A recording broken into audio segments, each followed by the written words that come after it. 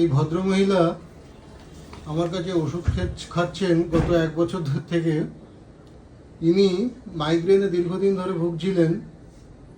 এখন ওনার আর কোনো প্রবলেম নেই। মাইগ্রেনের কী কী প্রবলেম ছিল ওনার কাছে শুনুন একটু, আর উনি কেমন সাফার করতেন এবং এখন কেমন আছেন একটুখানি শুনে নিন। বলুন। আমি এতটাই আমার মাথা যন্ত্রণা হতো যে আমাকে মনে হতো যে এক্ষুনি হসপিটালে ভর্তি করা না হলেই নয়। মানে এমনকি মাথার ঠিক এই মাঝখানটাতে এতটাই যন্ত্রণা হতো যে আমার মাকে দিয়ে আমি মাঝখানে মাথায় মানুষ কি করে টেপায় আমি জানি না, কিন্তু আমার মাকে দিয়ে আমি বলতাম যে আমার চুলটা পুরো চিপে ধরে রাখো, মানে এতটাই আমি কষ্ট পেতাম। কিন্তু এই 1 বছর ধরে আমি ওষুধকে আমি প্রচণ্ড ভালো আছি।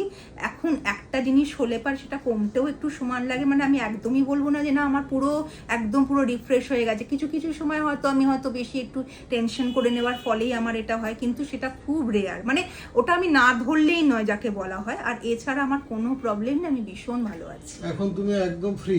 একদম ফ্রেশ আছি আর ফ্রি আছি। ঠিক আছে, থ্যাংক ইউ।